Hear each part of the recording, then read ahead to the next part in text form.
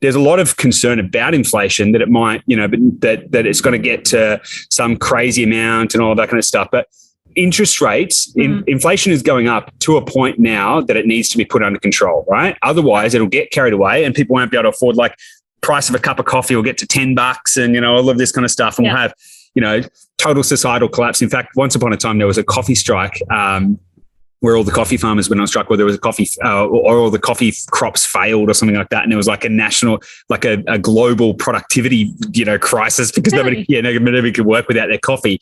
So just imagine that if coffee got to $10, like productivity would collapse everywhere.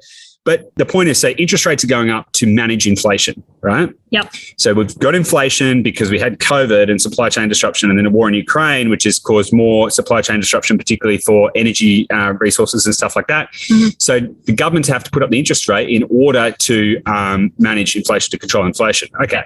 So what happens when interest rates go up, right? Yeah.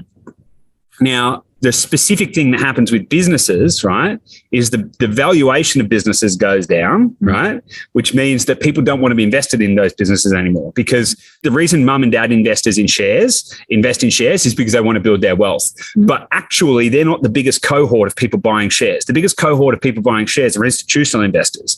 And institutional investors are buying shares because they want dividends and yield, right?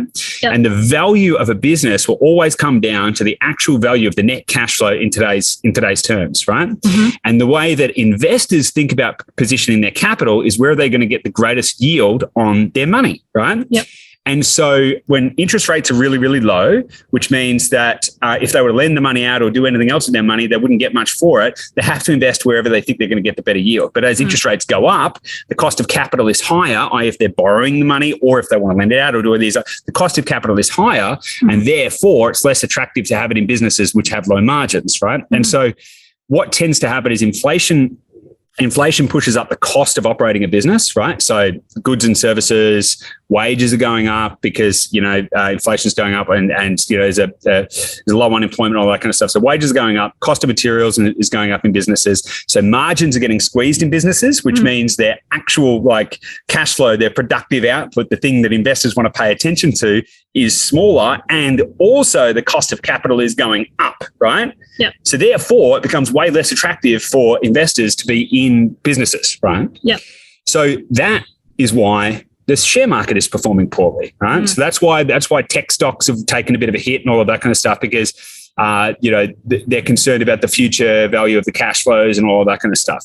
But the thing is, with property, is it behaves extremely differently.